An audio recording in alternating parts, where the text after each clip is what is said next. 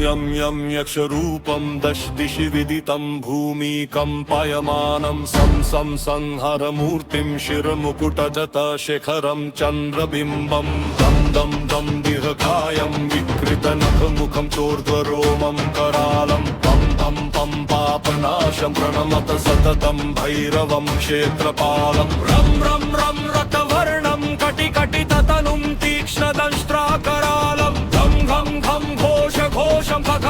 खटितं गर्जरं घोरनादं भं भं भं कालपाशं दृक् दृक् पीडितं ज्वालितं कामदाहं भं धं तं दिव्यदेहं प्रणमत सततं भैरवं क्षेत्रपालं लं लं लं वदन्तं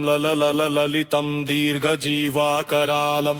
द्रूं द्रूं धूम्रवर्णं स्फुटविकटमुखं भास्करं भीमरूपं भ्रूं भ्रूं भ्रूं भ्रूण्डमालं रवितमनियतं ताम्रनेत्रं करालं नं नं नं नग्नभूषं प्रणमत सततं भैरवं क्षेत्रपालम् अं वं वायुवेगं नतजनसदयं ब्रह्मसारं परन्तं खं खं खड्गहस्तं त्रिभुवनविलयं भास्करं भीमरूपं चं चं चलित्वा चलिता चलितं भूमिचक्रं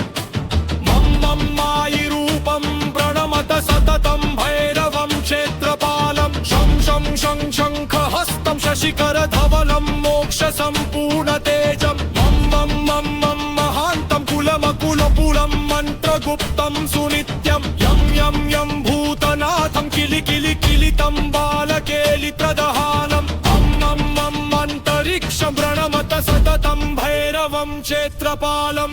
खं खं खं खदेदं विषममृतिमयं कालकालकरालं छं छं छं क्षिप्रवेगं दह दह दहनं तप्तसन्दीप्यमानं हुं हुं हुंकारनादं प्रकटितगहनं गर्जितैर्भूमिकम्पं बं बं बं बाललीलं प्रणमत सततं भैरवं क्षेत्रपालम्